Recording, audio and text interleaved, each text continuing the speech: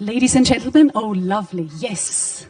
We will start in a few moments. We are still waiting for ADG Stefania Giannini to be with us, but we are starting in a few moments.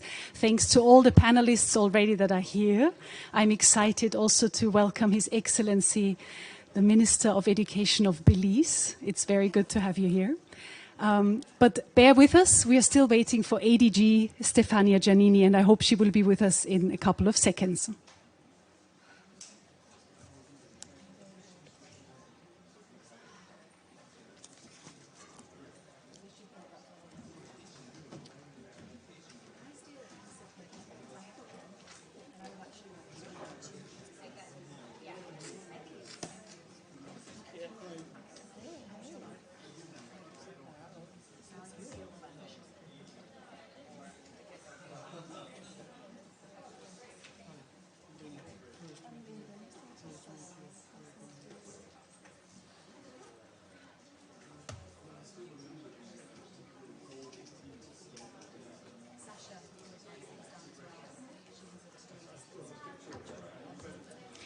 Welcome to everybody. Do take your seats. We will start in a few seconds, hopefully.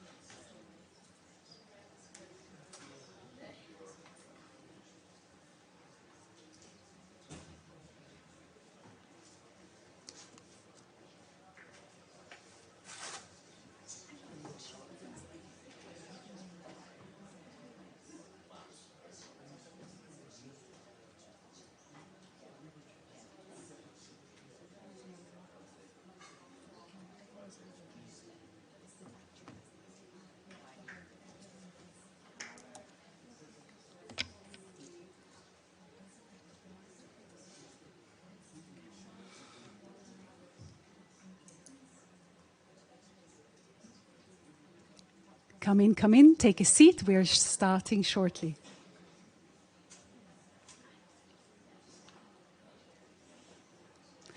Well, ladies and gentlemen, in matters of time, as we are all pressed and we know we have a lot of content to cover, let me already start, although ADG Stefania Giannini shall be with us any moment, let me start to welcome you. Welcome you on behalf of the Ban Ki-moon Center for Global Citizens, run by the former UN Secretary General Ban Ki-moon, but also welcome you on behalf of our co-organizers of today's session on significant initiatives of transforming education. We are exploring the global citizenship perspective here. And we have been co-organizing this thanks to the initiative of the Republic of Korea and to the Republic of Finland. Do come in and find a seat. There is still plenty of space available. And indeed, we will have the Italian minister with us. He's landing at the airport. Ah, he's here, Patrizio Bianchi. Wonderful. We will have him with us. Wonderful, wonderful, wonderful. Do take a seat. Welcome. So it is our honor to have distinguished speakers as much as renowned experts in the field of global citizenship. What we want to present to you today are really significant initiatives that can turn the table, can inspire us, and can be scaled. Today we are interested in commitments, we are interested in action, and we are interested in countries that are walking the talk. And we have stellar examples here in Italy and Belize, and of course the Republic of Korea also represented.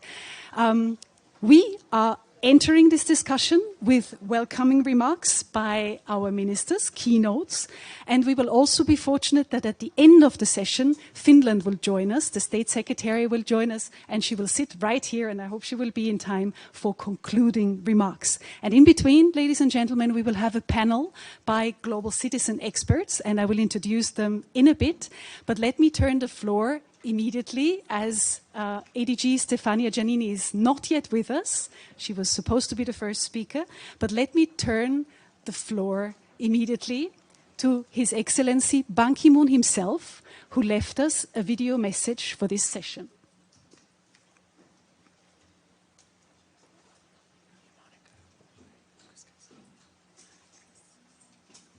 And I hope that technical elements function.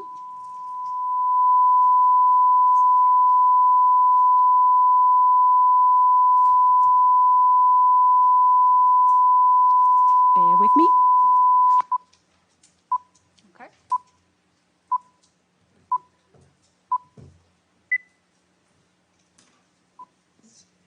Dear panelists and guests, I'm pleased to be a part of this timely event during the week of World Environment Day, which advocates for multilateralism and collective decision-making for climate action.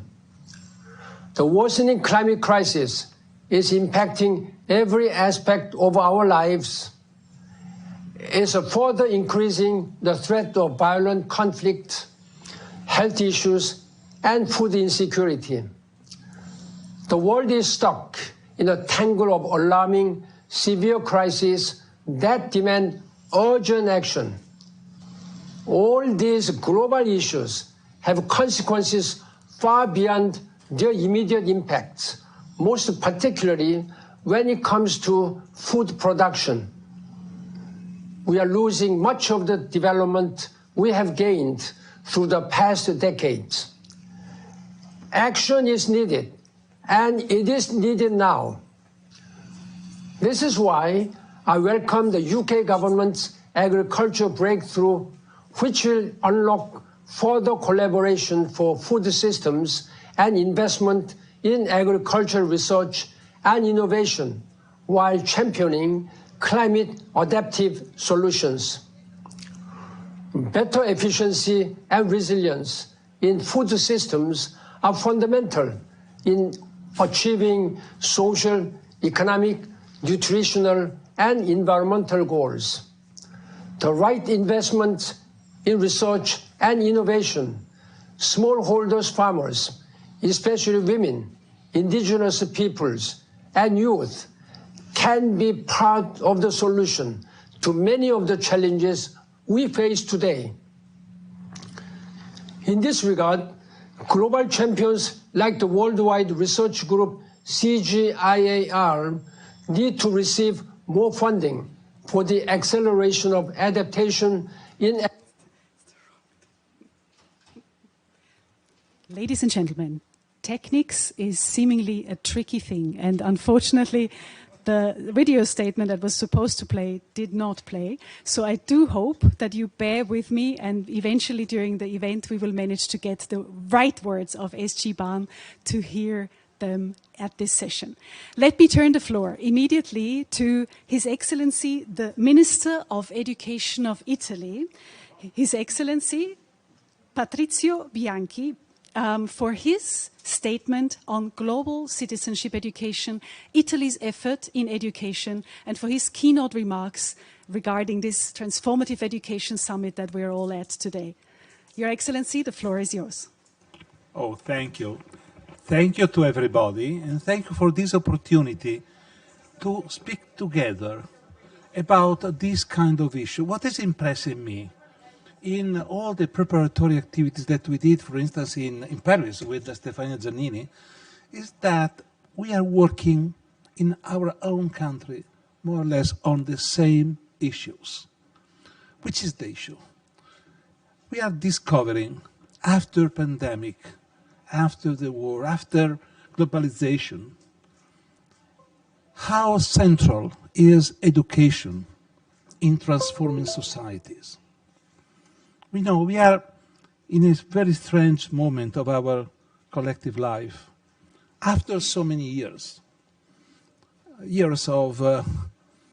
globalization, we had the idea, many years ago, 30 years ago, that it was enough to liberalize the economy in order to generate a real, collective, global community. And we discovered that it is not enough. We need more. We need that the people can speak the same sort of languages. Language, that means the content. We are discovering that in this period of time is not enough to provide informations. Let me say that I asking myself, many times, is it real important school in period of internet, of Wikipedia, where it's possible to have all the information in any moment. When I was young, oh, ecco la cosa. Ciao, professoressa Giannini.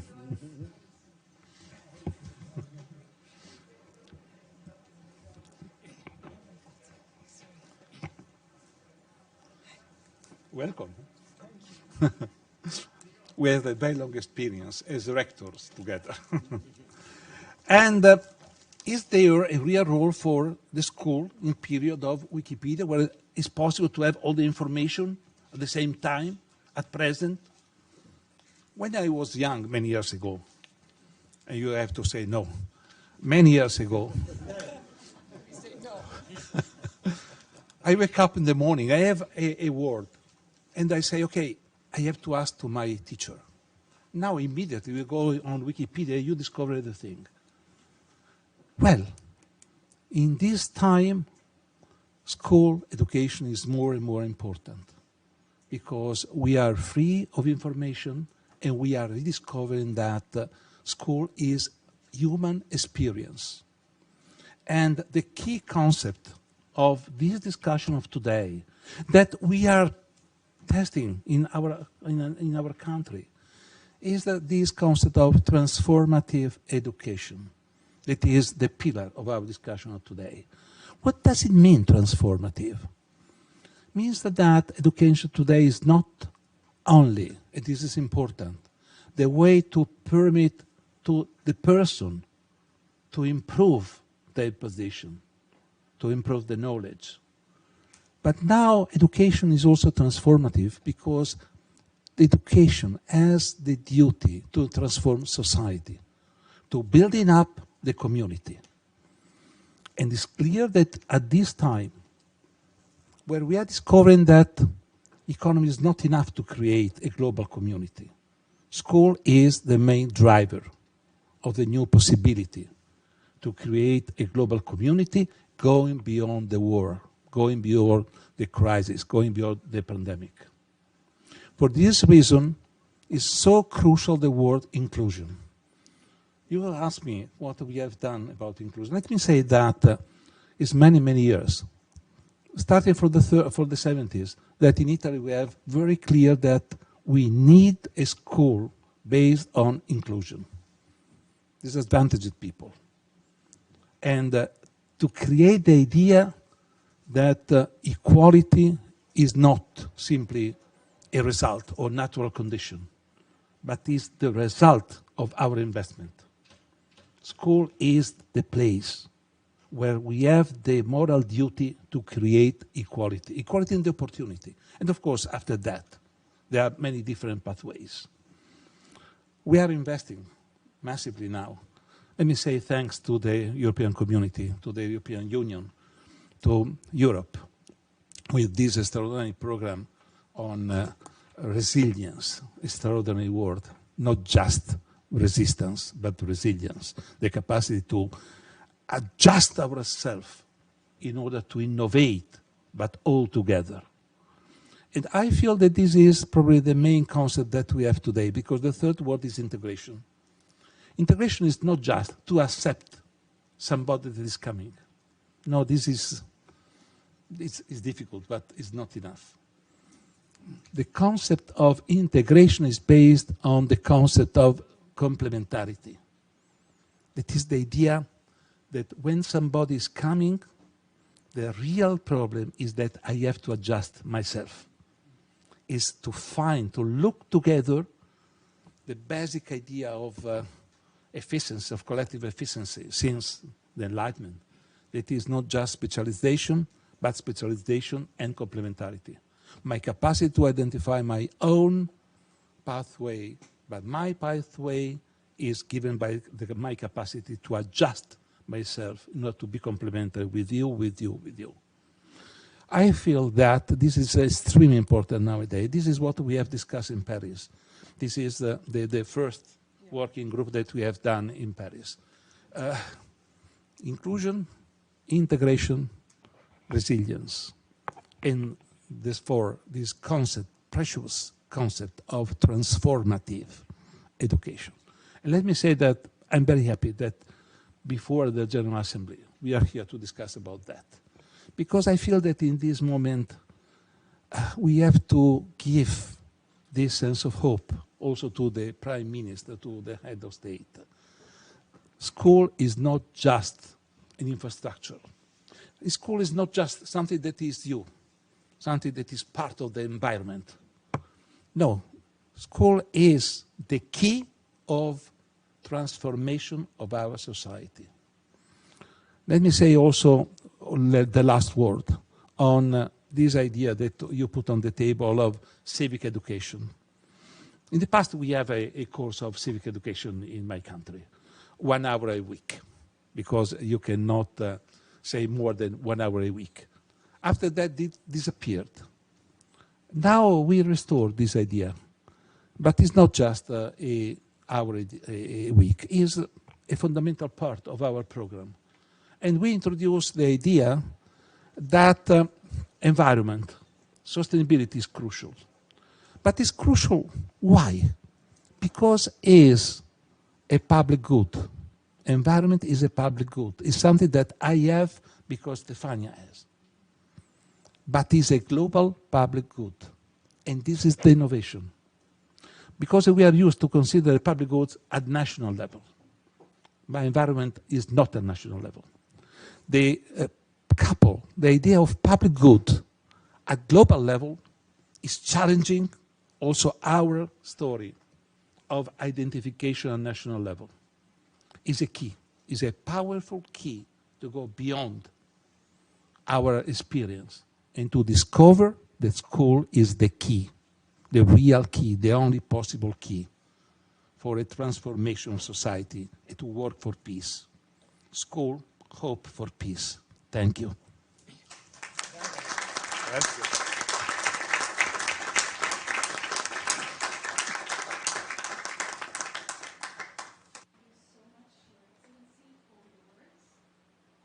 Indeed, school, the place for hope, the place for peace, the place for inclusion, the place for integration, the place for resilience. Very important things that you have given us on the way. Dear ADG Stefania Giannini, you made it. Thank you so much for the honor of being here today, sharing with us your thoughts on global citizenship education. Before I give the floor to our minister from Belize, who will share from his perspective and his country's point of view on what can be done. Before that, dear ADG Stefania Giannini, please your remarks on global citizenship education as the second side of the coin of SDG 4.7, together with ESD, Education for Sustainable Development. Thank you. Thank you very much. It's a great honor. Can you hear me? Yeah? A great pleasure to join this session, so important, so crucial for the common task we have, transforming education to transform society, just to put in a nutshell a very complex discussion. Not easy to come immediately after my dear friend and colleague Patrizio Bianchi for his inspiring and, as usual, engaged words. Let me briefly reflect from UNESCO perspective, that is my current position, as you know, but just also building a little bit on other steps of my career where in a country which made inclusion many decades ago the very, very, red line of many policies in education and elsewhere, just to see where we are now, where we can go together, and which is also the added value of this intensive 3 days in New York at the UN, which is not so obvious. You're right, that the General Assembly of the UN is going to start with a discussion on education, for education, putting at the leaders level on Monday, we'll see, this top priority. So, a few words putting my hat. You reminded me, Patrizio, to our common experience at university level, where we are rector together. And you are an economist, I'm a linguist. So transformation is a notion which reminds all of us to the Greek, ancient Greek word, metamorphosis, which means reshaping, changing the shape and the context of what we are dealing with. And reshaping education today means, of course, first starting from the challenges we have, challenges which are not necessarily within education systems. I call them by name: war, intolerance, discrimination, inequalities, environment and the planet under threat, and exclusion. I mean, a real word, a key word to understand some part of the heritage of the last century, the negative side, of course, is exclusion.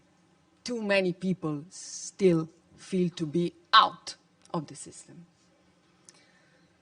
And of course, we cannot say that education is the, whatever the question, education is the answer. I don't feel so comfortable. Otherwise, we lose the focus. We lose the real way to address concretely with actions and also solutions. This is the Solutions Day, by the way, at the TES. But of course, we can say that as education is the only way to do the best of ourselves first, and to give children, learners, whatever the age, the real tools to find their own way to understand the reality and to make their commitment in life for a better society, which means a new, in current times, current times, to find a new rebalanced relationship with nature, the planet, with others, and also with technology, which is very much part of the equation now. So if education is very much at the core of this reshaping exercise we are doing, I think we have also to focus within our UN agenda, a common shared action plan to change the world. SDG 4 is the core of this common action plan. We have to rethink a little bit if the notion of global citizenship and education for sustainable development are still updated to the task we have. For sure, on one side, and thanks Ban Ki-moon Center and other partners here around the table, our Category 2 Center in Seoul, and our dear friends we share, in other contexts, the same discussion. Of course, we can say yes, for sure. Reaffirming the importance to include education for sustainable development as it's been designed in 4.7. It means knowledge, awareness, and attitudes to be good citizens. It's still very much important. Of course, we can say that the notion of being citizens not only at local level, in your own community, in your town, in your nation, in your country, but also having in mind that the big challenges today must be, for sure, to be understood, to be framed beyond the territories, and also the sense of belonging to your community. This is still very much important. However, maybe the same notion of global citizenship is to be reframed, is to be updated. Now, the dimension we have is the planet. And I think that what we are thinking with some friends also in this room today is to propose a more visionary notion of citizenship. And it comes to a radical change of the way we are learning and teaching. It's not simply a nice subject to add, like civic education years ago in some European countries, including Italy. It's really very much about, for instance, building on cooperation, solidarity, and team working in the classroom. It's about incentivize teachers in their job, in their work, to work together and to have partnership and cooperation as a very first part of their job description, so to say, and their objectives. It's very much about having, as we say, also many times in these days, a whole of school holistic approach to 4.7 and not simply a new subject or a few hours more in the classroom. So I think that if we put together all these different perspectives, if we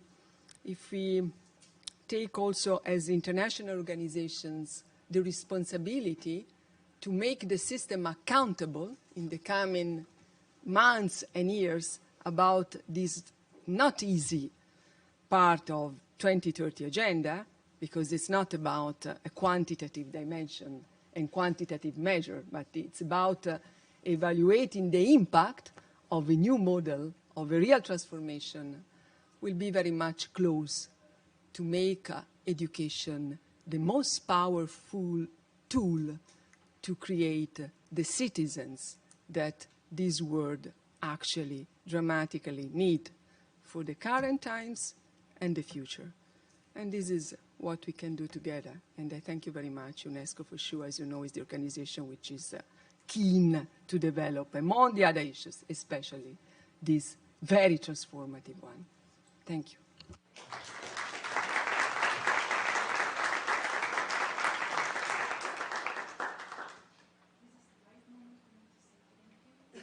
UNESCO and the tireless work that has been conducted over the years on global citizenship education, on education for sustainable development, that brought us here to talk about the transformations. I'm taking away the belonging, the vision, the transformation, the accountability, the holistic approach that you were advocating. Thank you for your words. And definitely our negotiations, our discussions need to continue to put these things into practice. And one country that managed that incredibly well is with us today, in the form of His Excellency, Minister Fonseca, who is the Minister of Education of Belize. And handing over to you for your remarks, please. Thank you. It is my distinct honor and pleasure to join you this afternoon for this important discussion on transformative education, a global citizenship education perspective. Allow me to place on record my sincere gratitude to the mission of Korea, UNICEF, UNESCO, His Excellency Ban Ki-moon, and the Ban Ki-moon Center for hosting this event and providing me with this opportunity to share with you, on behalf of Belize, my country, some of the work that we are doing and the experiences we have had as we seek to transform education in our country.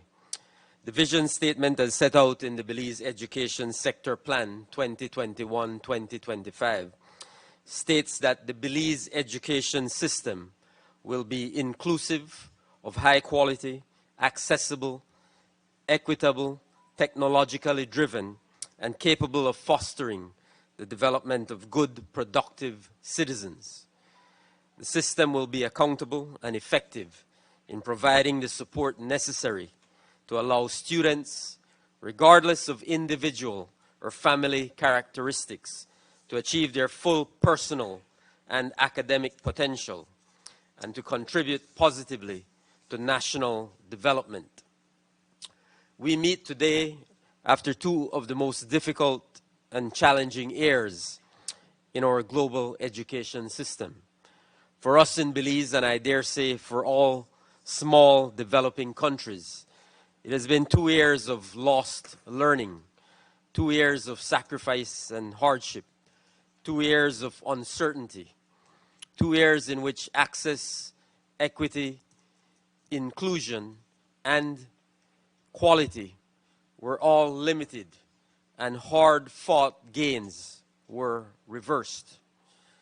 The magnitude of this crisis cannot be overstated.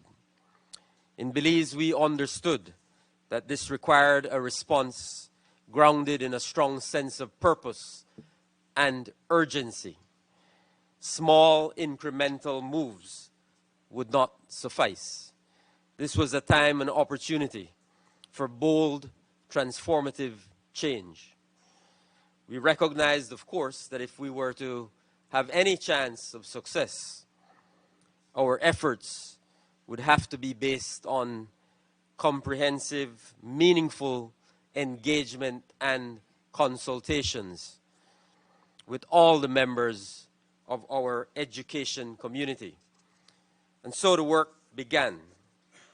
The ministry's efforts in those first months were characterized by the understanding that, as I'm sure all of you can appreciate, a one-size-fits-all option would not work. Flexibility had to be key. The impact of the pandemic on everyone's mental health and wellness could not be ignored.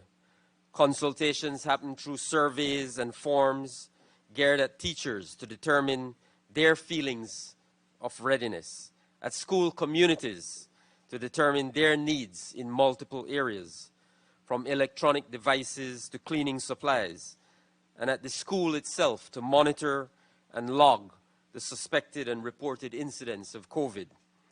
The GIS data hub on the ministry's website tracked school openings for the public and provided a real-time mapping of school situations during a time when constant change was normal. While these various things were happening on the ground, several parallel activities were taking place within the ministry. First, in keeping with the commitment from Plan Belize, the ministry launched the Teacher Learning Institute as a virtual hub on August 1st, 2021. The TLI was designed to provide structured, comprehensive, year-round professional development programs based on identified needs of teachers and school leaders. The sessions on the TLI are relevant, providing support for teachers in how to teach using technology, as well as in what to teach, so teachers can stay current with pedagogy. In August of 2021, the ministry introduced the Belize Education Sector Plan, which takes into account the knowledge and information gleaned from previous years and marries that with the goals and vision of our overall national development plan, Plan Belize, to allow us to identify key strategic areas that the ministry could focus on with the ultimate goal of making education work for Belize. By focusing attention on reforming the system of education, transforming teaching and learning, prioritizing underserved sectors, and maximizing human capital, the ministry sought to address challenges and support meaningful change at every level of the system. Even before the launch of the BES plan, focused work had started on curriculum reform. The Curriculum Reform Steering Committee was formed with representatives from education stakeholders, principals, teachers, students, union representatives from primary to tertiary level were included, and an extensive consultation process began. With the unwavering support of UNICEF, 14 months and 30 consultations later, the steering committee produced the National Curriculum Framework, a document which recognizes the reality of curriculum overload, supports the reduction of learning outcomes, and emphasizes the value of competency-based education. The National Curriculum Reform Framework, based on International Bureau of Education and UNESCO standards, to guide the development of the national curriculum at the pre-primary, primary and secondary levels of education, with a focus on student competency, was launched in July of 2022. Following the development of the framework will be the development of competency-based unit plans and assessments, utilizing authentic student-centered pedagogies such as inquiry, discovery, cooperation, experiential, problem, and project-based learning. Very importantly, in keeping with the objectives of the competency-based curriculum, is the Think Equal program, which will begin to be used in every Infant One classroom across the country of Belize in October of 2022. Think Equal, as I think you may all know, is a comprehensive, holistic program designed to equip preschool children with the foundation they need for positive lives. The focus on social and emotional learning is a natural complement to the national curriculum framework, with its targeted efforts to teach values and psychosocial skills and competencies which will engender empathy, self-esteem, and respect for the dignity, value, and equality of others. Already being implemented in 20 other countries, this nationwide rollout in Belize will be truly revolutionary and impactful for our youngest students. Belize joins the call on governments, policymakers, and school communities to adopt the Think Equal program. In Belize, we're not just talking about the lofty, bold vision laid out in Mission 4.7. We are walking the walk and implementing that vision. Education for sustainable development, global citizenship education, environmental education, peace and human rights education. These are all fundamental components of our new national curriculum framework. The work of the ministry continued in other areas too. To answer without listening, that is folly and shame, is a proverb that we subscribe to. And so the consultations and dialogue continued. It was clear that if Belize is to learn from the lessons of the recent past, we would have to adjust not only what we teach, but how we teach. We would have to consider the practical uses of the internet in schools and determine how to ensure that all schools could have adequate access to the internet and all students could have access to devices. The ministry successfully renegotiated an agreement to upgrade and expand internet infrastructure in schools countrywide. Schools that already had internet access, but only in limited areas, will now be able to enjoy internet access in all classrooms and common areas. The GIS mapping that fast-tracked schools reopening in the midst of the pandemic is now being used to support a very important project we call Connect Ed, which will support the agreement that we have now signed with GIGA to work towards ensuring that all schools across Belize will be able to connect to the internet. This awareness of the critical role technology and access to technology must play in education has continued to color the ministry's work. Through a loan from the International Development Bank, the ministry has embarked on the development and construction of a STEAM lab school, the first of its kind in the Caribbean and Central America. Belize has been chosen to participate in the Code Caribbean project, which will introduce coding into primary schools. We have signed an agreement with NASA and the US government to join the GLOBE program, which will soon begin to run in primary and secondary schools countrywide. The ministry has now begun, with the support of the UNDP, to work on a comprehensive national science and technology strategy. Meanwhile, multiple partners have moved to assist with providing electronic devices to students across the country. And we have launched the first ever national school portal, which is we call the 501 Academy, which exists as a learning platform to provide quality online open educational resources, which will facilitate both remote learning and the appropriate implementation of the national curriculum.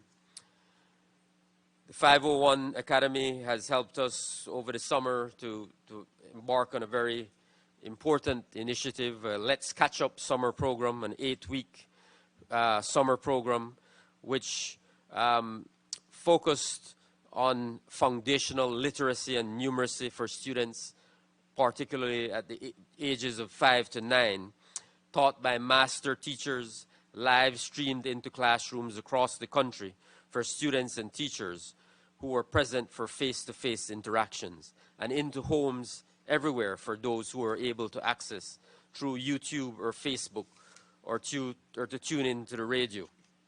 Supported by UNICEF, IOM, and our own local broadband providers, this program bridged the need to provide lessons in reading and math for our youngest students. One of the exciting initiatives from the 501 Hub is what we call the Inclusive Corner, and this is special education.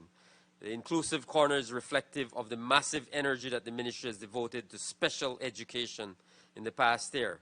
The pioneering work of the Special Education Unit ranges from conducting parent and teacher trainings to collaborating with therapy adventures out of Chicago to provide long-term therapy opportunities to building capacity within the Special Education Unit.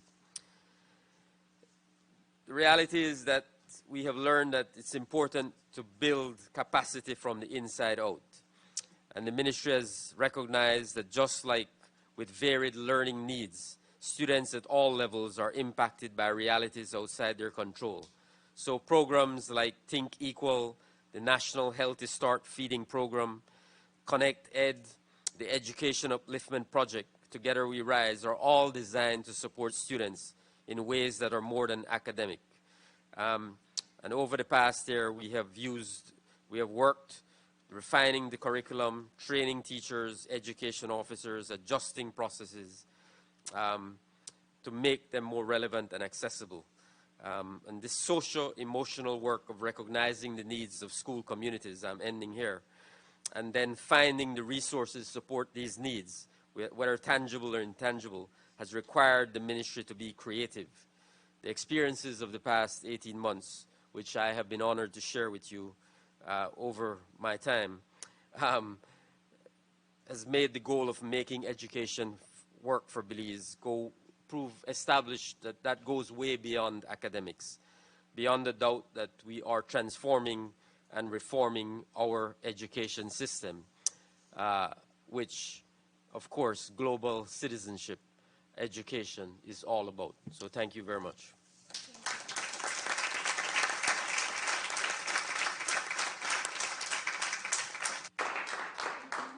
I wish more countries could be as enthusiastic as Belize. Thanks for all your passion that you put into it and your great efforts. Another country that is almost equally passionate in a different way is the Republic of Korea. And it's my pleasure to give the floor to Utak Chang, the official representative of the Republic of Korea. Please keep your statement to the agreed time. Thank you. His Excellency Minister, Madam ADG for Education UNESCO. It is my great pleasure to be here at the side event of Transforming Education Summit on Global Citizenship Education. I would like to sincerely thank the Ban Ki-moon Center for Global Citizens for organizing this wonderful meeting. As a collective global community, the commitments of governments around the world has highly contributed to the developments of global citizenship education. One major achievement was inclusion of global citizenship education in SDG through SDG Target 4.7 in 2015.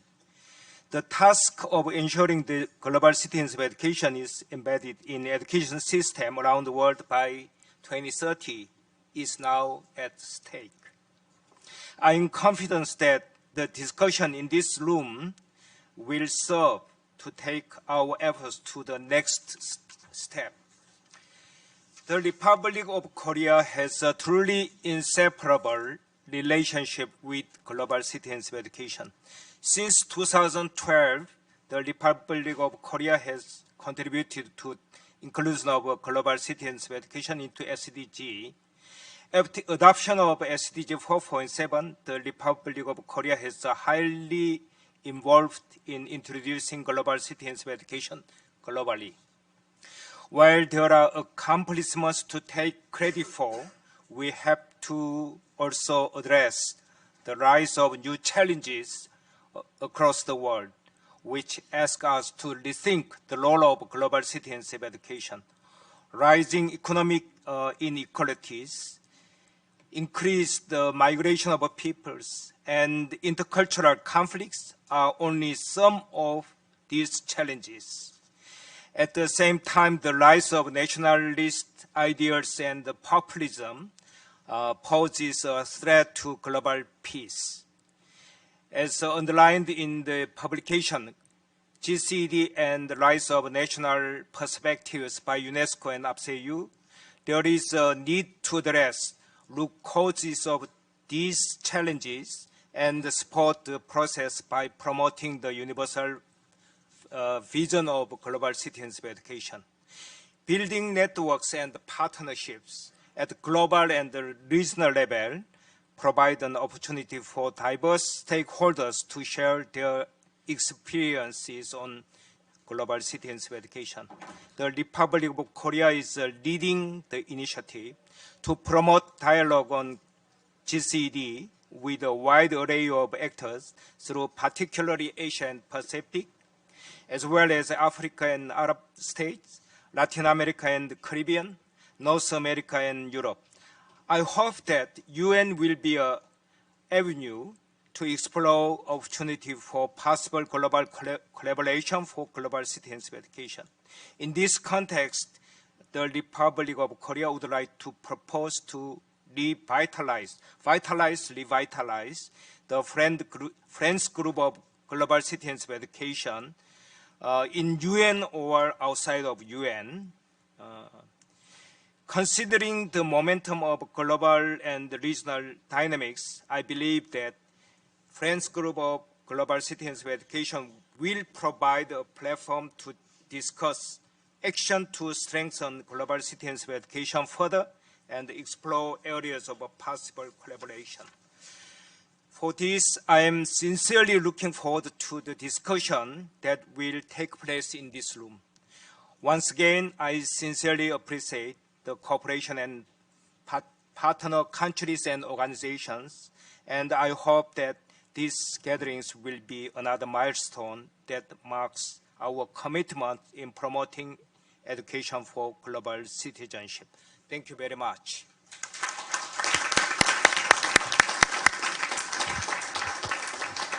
Thank you, Utak Chung, a champion of GCD for years and years, and of course, a very important representative of the Republic of Korea.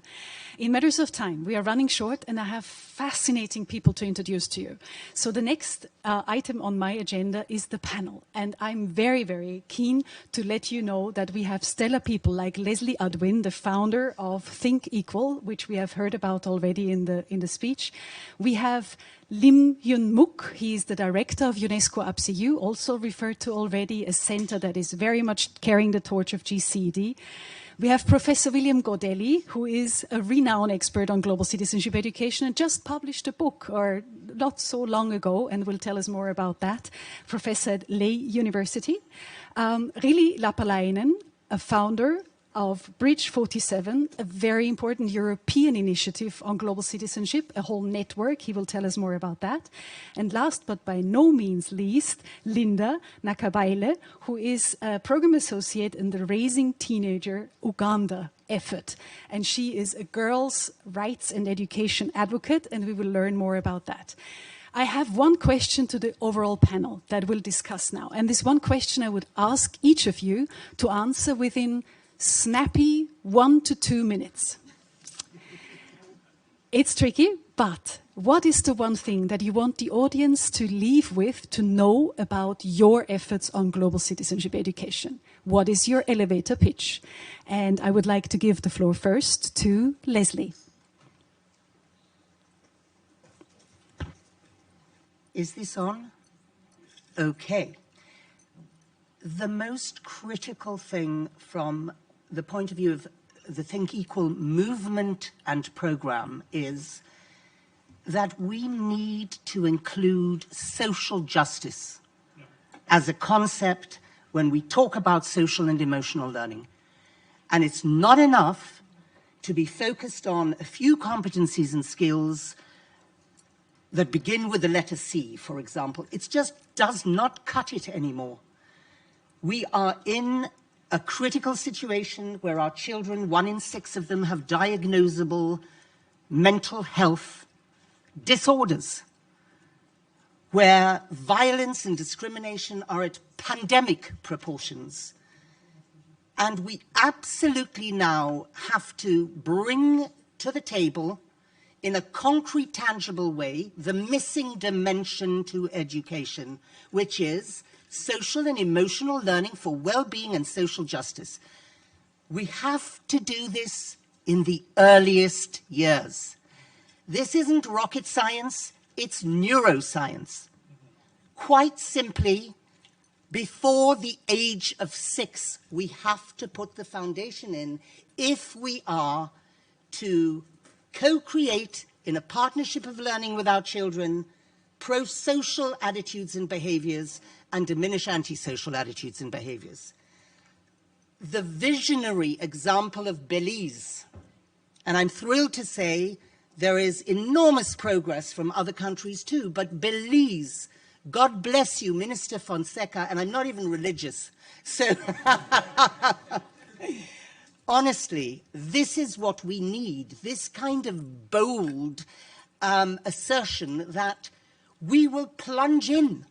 We will go for this with concrete tools to express our curricular frameworks. Because there's a massive disconnect in the early years. We treat our early years practitioners as babysitters. We don't respect them, we underpay them, we undervalue them, and they are the gateway to sustainable development.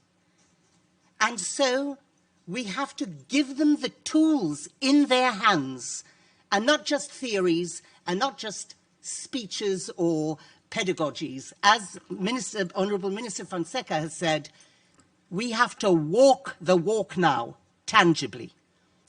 1 minute, 2 minutes, I could go on for hours. Thank you.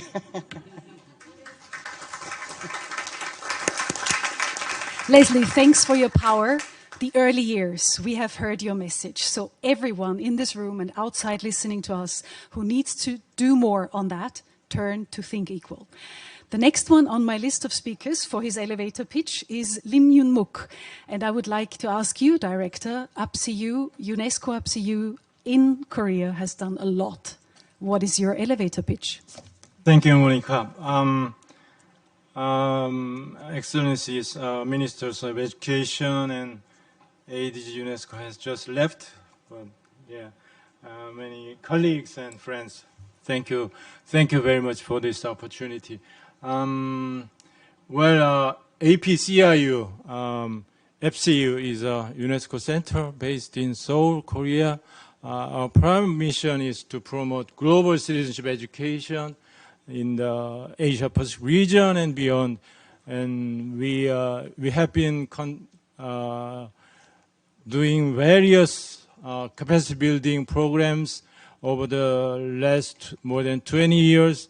And I am very pleased to see some of our alumni here.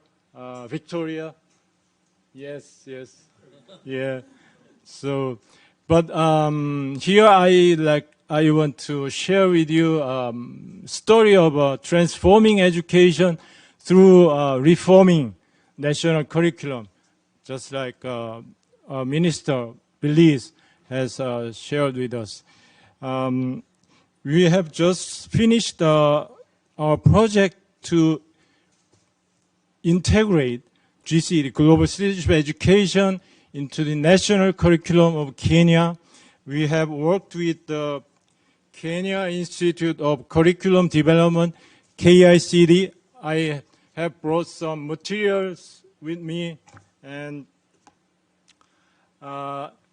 fortunately, the key person in this institute, KICD, was our alumni, and she was very keen on following up on activities to promote GCD in Kenya, and so we have partnered with this institute, KICD, and we have developed these materials. Not only that, we are very successful in integrating GCD in the national curriculum of Kenya, and they have conducted this trial on some areas, and there were very successful cases. For instance, I can share with you in some schools, girls, students were saying that after receiving this global citizenship education, I no longer think there is a distinction between what man can do and what woman can do. So now I think I can do anything which I wish to do. So this is a marvelous experience. This is the power of GCD. So that's my story. Thank you very much. Thank you, Director Lim. We now know if there's a country out there like Kenya who is interested to integrate GCD into their national policy, you have a source to turn to. Bill Godelli, author of several books, one of them on global citizenship. We want to hear your vantage point of what do you consider to be the most important message that the audience should walk away with you? Thank you, Monica, and thank you all for gathering tonight. Happy to do that. I'm representing Lehigh University, which sits in the northeast corner of Pennsylvania. And one of the things I'm most proud about is our Global Social Impact Fellowships. So these are undergraduate students working with faculty in all corners of the world on social problems in solidarity with the local community to address those problems. I'll give you some examples. In the Philippines, we're working with women to recycle plastics and engage in the development of high-value products out of those plastics. Again, done in community, in solidarity with the women on site. These are undergraduates. So some of these young people are 19 years old who are leading this work. They're truly leading the work. I'm in charge of one of the projects, and I'm not in charge at all. They're running the show. In Sierra Leone, we're working with school partners to diagnose autism spectrum disorder and to intervene in approaches to address drawing out communication. Also in Sierra Leone, doing food insecurity and mushroom cultivation in low nutrition areas. In Kazakhstan, working on environmental education through a game app delivered through the Ministry of Education, coupled with studies in air pollution in Almaty. I could go on and on. There are 45 projects that are on our website, but I would recommend those as places where, what are we ultimately doing? We're giving students the experience of working in solidarity, in community, and in relationship around the world, so they can have a journey outside of themselves to understand the world from an outside perspective, but ultimately for a journey within.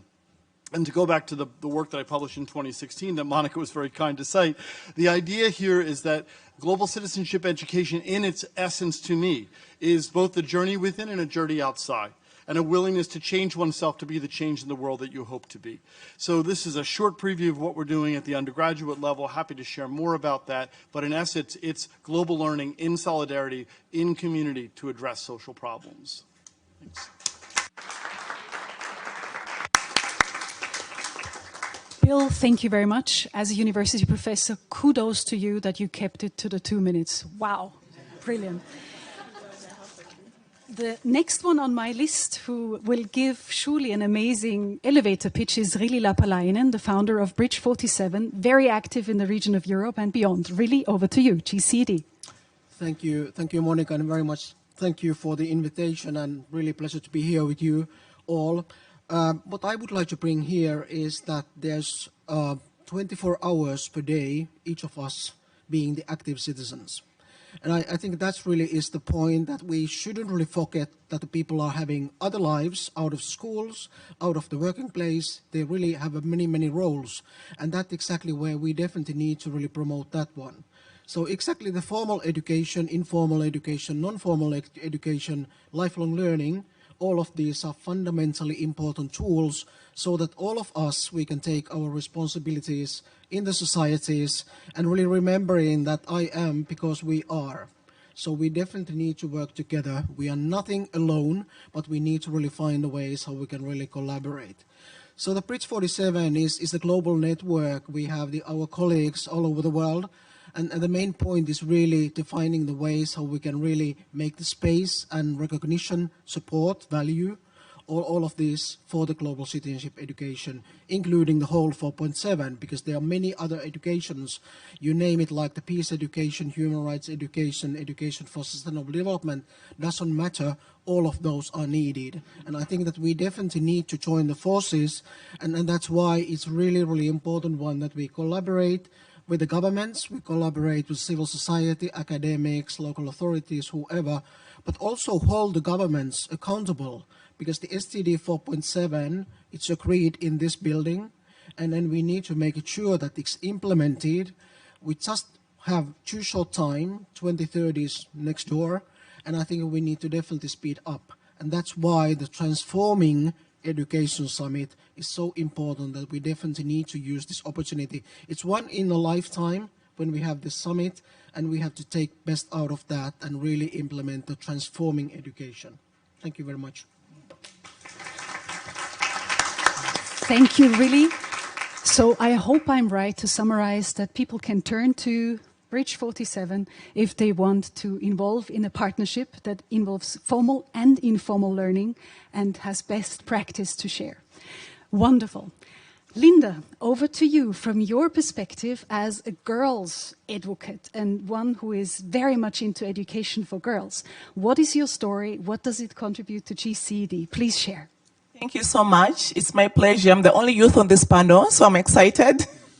And I'm no expert, but I'm just a young person from Uganda that is just trying to make this world a little better for all of us, which is global citizenship education. But I'll just share how global citizenship education can promote gender equality. It is very, very important. I come from a community where girls, for example, during COVID-19, were not learning. And I went ahead and formed clubs in the community of girls that were pregnant and victims of child marriages, and those that communities had excluded. And I was able to empower them with leadership skills, with civic education. I empowered them with knowledge about their rights. And that built their agency to demand for the right to education. I was able to work with parents, because they're key stakeholders in this. I was able to work with school leadership and the district leadership to ensure that these girls are supported to get back to school. And when they got back to school, these clubs continued running in terms of empowering them with more. Is it working?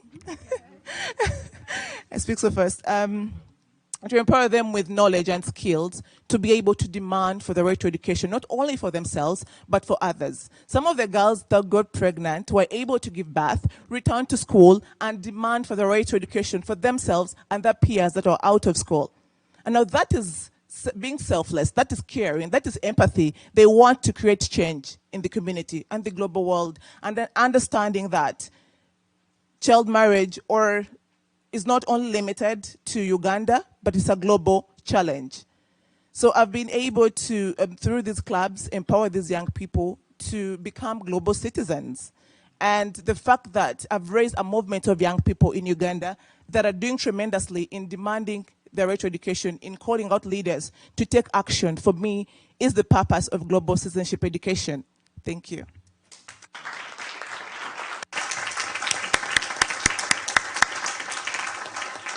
Thanks, Linda, for the incredible work that you're doing for so many young ladies. Dear panel, I have the next challenge for you, and I'm keen to listen to anyone who wants to react. My question would be, we are here to gather commitments. We do want to know what's happening after the TES, because just talking is just not good enough. So I'm wondering, what are your concrete commitments for after the the Transformative Education Summit 2022. What do you want to move on with? What can you commit to? Who wants to start? Any volunteers? Yes, please, Linda, go. Oh, thank you so much. For me, one of my commitments is to hold my government accountable. The government of Uganda, they're making commitments on the 19th. Yes. And I think as a youth, I mean, we cannot talk about global citizenship education without emphasizing the role youth or young people play. So there is no way I'm going to sit there and just let my president do nothing about this. So I'm going to hold him accountable and also hold the ministers of education here accountable because it's a global, yes, and hold them accountable to take action on the commitments you've made today. And the other thing is to widen the scope of the work I'm doing. So I intend to partner and collaborate with organizations and the ministers of education in Uganda to ensure that we have more girls out of school as well, getting back to school through these clubs, building their agency, building their capacity to be able to demand for their right to education, and not only education, the right to sexual reproductive health rights and information, the right to health, the right to make decisions for themselves on issues that directly affect them. So those are some of the things I intend to do: hold government accountable, hold myself accountable, because I have a role to play, and hold you ministers accountable. Yes, I think those are some of the things I intend to do. Excellent, Linda. Really is the next, please, really.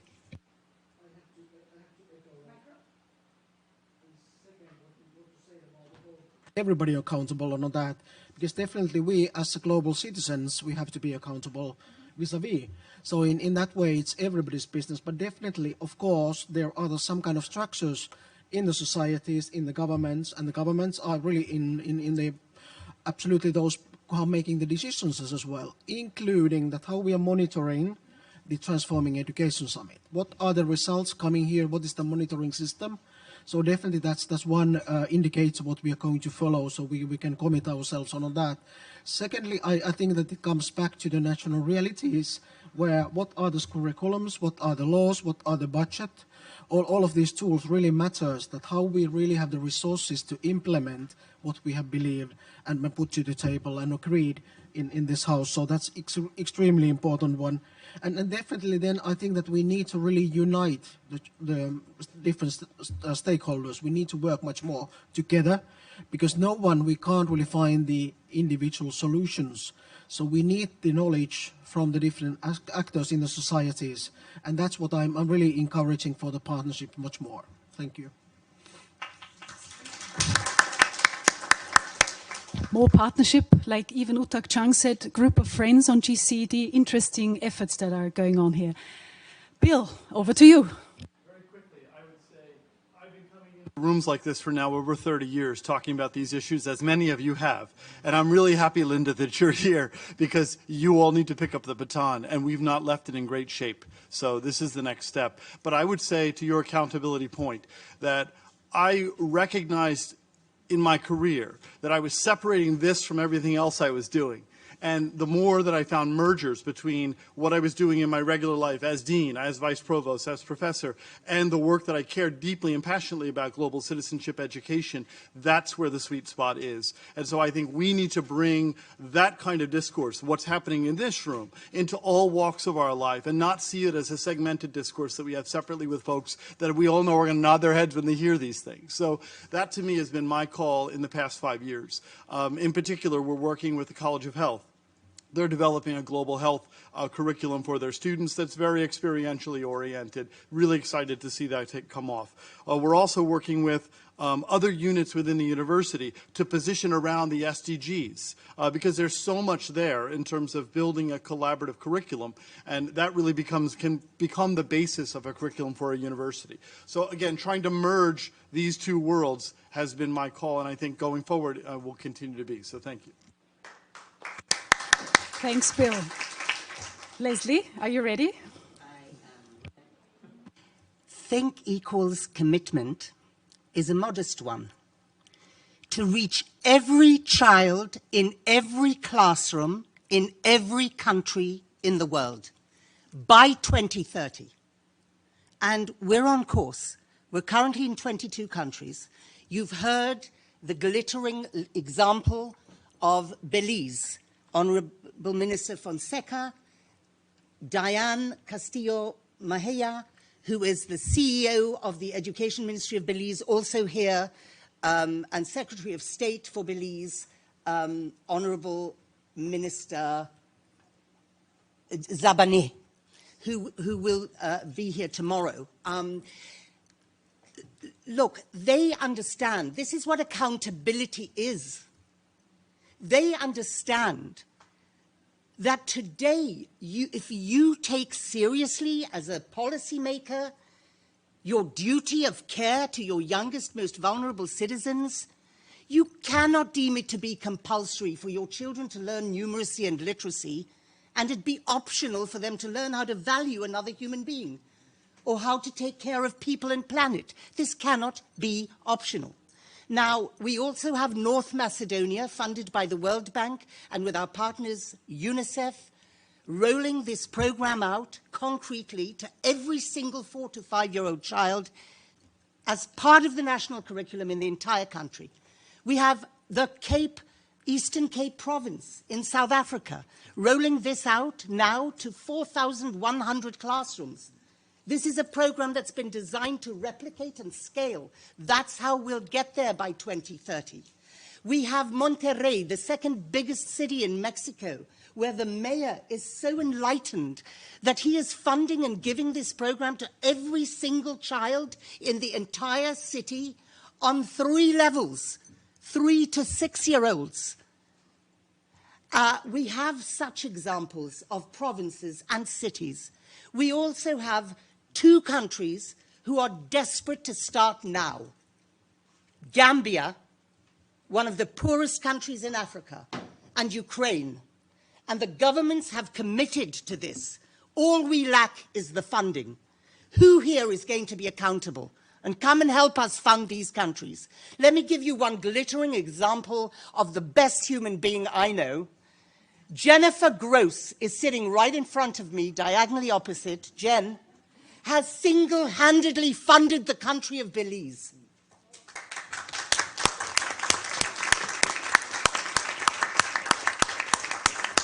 This is where optimism lies for Agenda 2030, for Mission 4.7, and I must mention them under the leadership. Think Equal is on the Education Task Force of co-chairs Ban Ki-moon and the Ban Ki-moon Center, Jeffrey Sachs, His Holiness Pope Francis, and Madame Audrey Azoulay, Director General of UNESCO. And I thank them for their leadership with all of my heart. I think you can sort of get the idea that this is now the entire purpose of my life with every breath I take. Leslie. Thank you to Leslie. Thank you to Jennifer. We need more Jennifers in this world. Dear Director Lim, what is the commitment that you can make? Yes, well, I totally agree with what the other colleagues have just said. And I think it is very important for us here, all of us here, to do something which we can do in our communities, in our schools, in our societies, in our countries. So in my case, the Asia Pacific Center of Education for International Understanding, quite long name.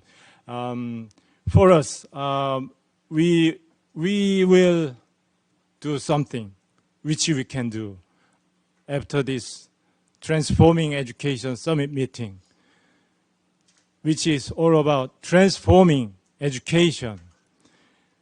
Well, to transform our education, we need to do a lot of things, from education policy, curriculum, teacher development, assessment, everything.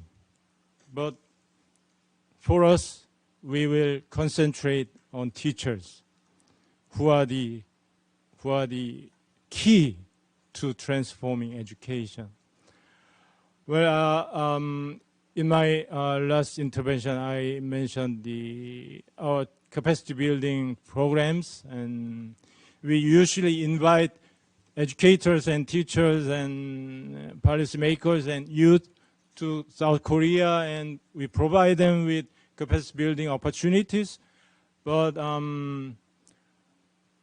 after this meeting, we will try to establish capacity building centers in some countries, in our partner countries, starting with East Asian countries, and we will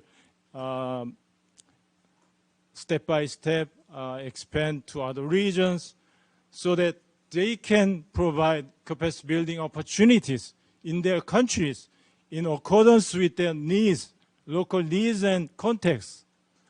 That is our commitment. Thank you very much. Thank you.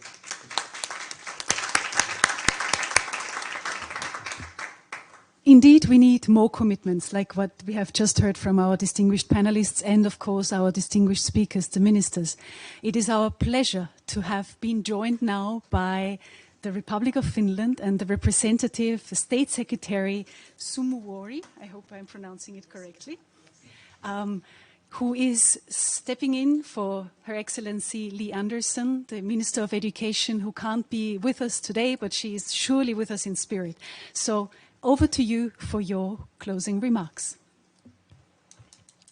Thank you very much, Chair. Your Excellencies, ladies and gentlemen, it's my honor actually to give these closing remarks in this session on transformative education. And I wish to thank the Republic of Korea, Ban Ki-moon Center for Global Citizens, and UNESCO for co-organizing this very important event with Finland.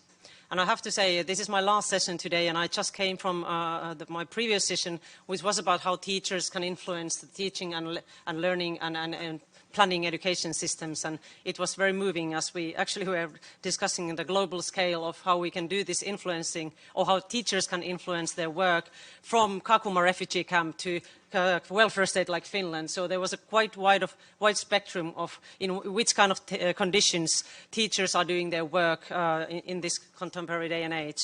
So it was a perfect event to come to this one from, and I'd like to maybe state that we are living in unprecedented times with multiple global crises, as we know, and our generation is being tested for its determination to make wise decisions and capability to act.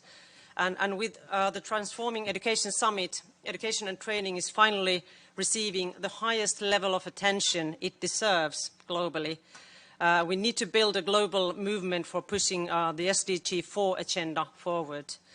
In the 2030 agenda, there is not a single goal without a requirement for knowledge, skills and competence.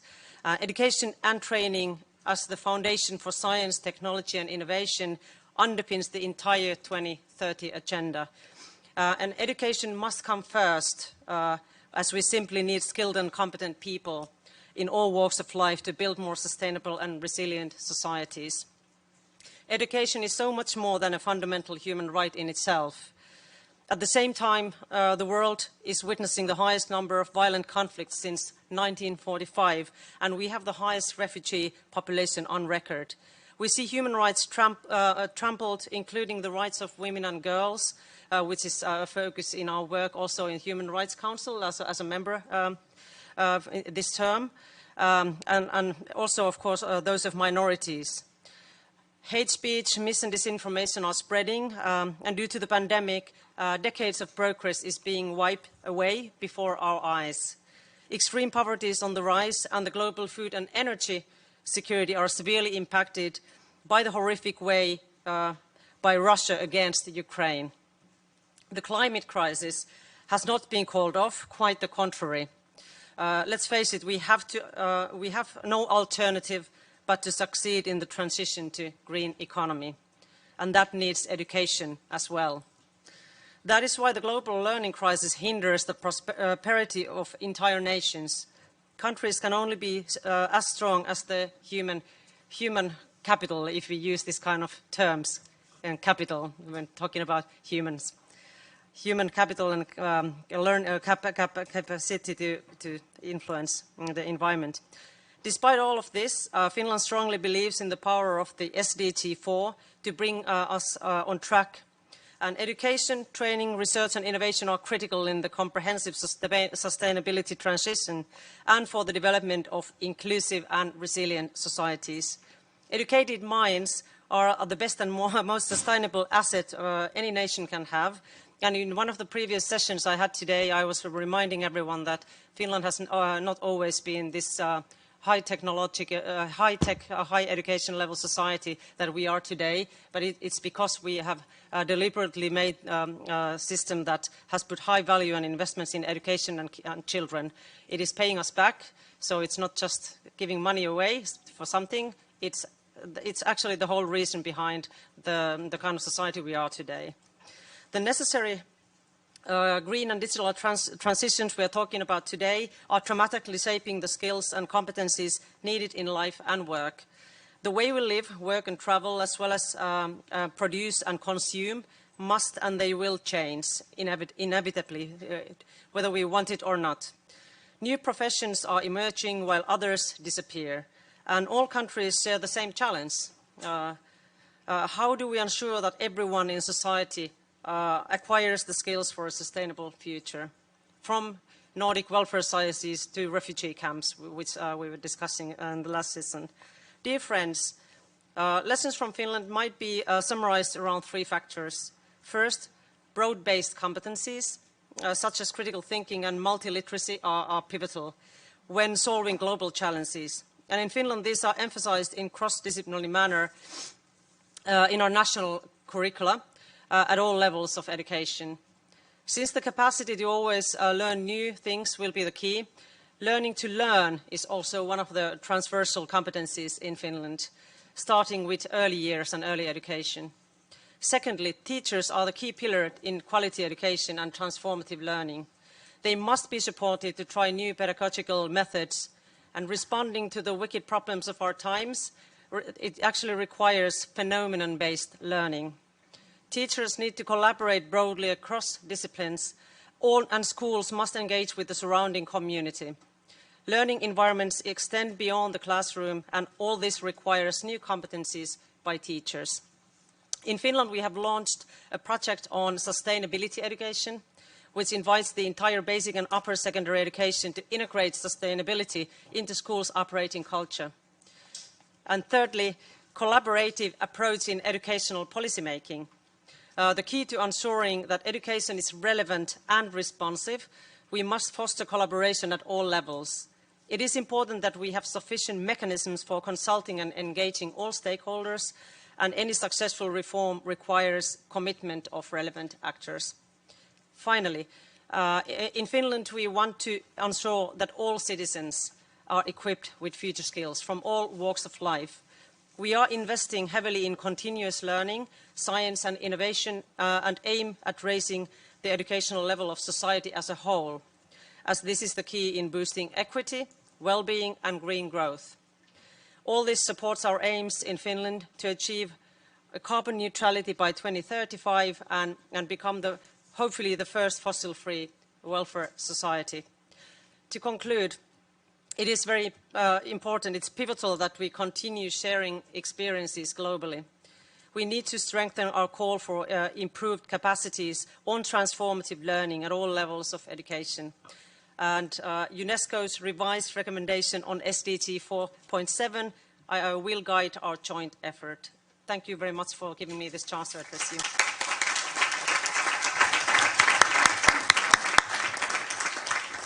Thanks a lot, State Secretary Sumowori. A pleasure to have you with us.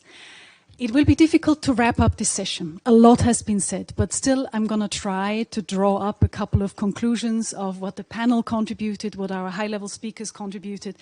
I'm taking away some of the things, and I hope they will be summarized in a conclusion paper that, of course, will go to all of you and will manifest something like an appeal of at least the Ban Ki-moon Center to the outside world, and hopefully of many of you too. What I'm taking with me is that indeed there was a call for a global movement that is bigger than what we witness right now for 4.7. There are many efforts, Mission 4.7, one of them, Bridge 47, another one of them. Of course, all of the efforts from Think Equal to the great work of UNESCO APSEU to the great work in the nation states. Combined, these efforts are a movement, but we are not yet coordinated. And I think there is merit in getting even better coordination. Another conclusion is that yes, we do need to monitor. We do need to hold governments accountable. And here we have got, of course, bearers of the torch of governments who are doing incredible work and are really leading the way. But there are other governments that are interested and are not yet funded. And even those need to be supported. We heard about Gambia. We heard about the case of Kenya that is already in the best way possible involved in that. We need more. And Leslie, kudos to you and good luck for rolling your lifelong learning and particularly preschool efforts out in more countries until 2030. Another conclusion that I take away is we need to strengthen the capacities to teach global citizenship education from an early age to lifelong learning. And that's easier said than done, because it's up to governments to provide the training, but also to the informal sector to give this opportunity to teachers, to educators. And of course, sometimes the material is lacking, so we need to develop further material or even translate it into the local languages. There's lots of work to be done there. We do also have to make educational institutions laboratories for peaceful societies. They need to be like a petri dish for peaceful societies. It starts very early, and indeed the kids of today will lead the future. And hence, educational institutions need to be our petri dish. Thirdly, or even fourthly in the meantime, we have to tap into the engagement of youth and communities who are advancing the SDGs. We need to draw the attention to their incredible work and also involve them around the table. Youth, like Linda being an example here, are doing a lot, often not recognized, often not heard, and often underfunded. And to do more in that regard is absolutely essential. And then one thing that I want to leave the audience with is also, we haven't spoken about it today a lot, but please put your efforts down to actively support the implementation of the revised UNESCO recommendations. They are concerning the education for international understanding, cooperation and peace education, and are relating to human rights and fundamental freedoms. And to actively support this revised recommendation will tie us together, hopefully even more so in our undertakings in 4.7. What remains to be said is a big thank you to all of the co-organizers, Finland, the Republic of Korea, and our friends from UNESCO, and to ask you for one last thing, because nothing in this world is actually now valuable if you don't have a good picture. So I'm asking you all to stand up with your sign of the SDGs, and if you don't have a sign of the SDGs in front of you, then stand up nevertheless, and someone will take a picture of us making our pledge for GCED in the future.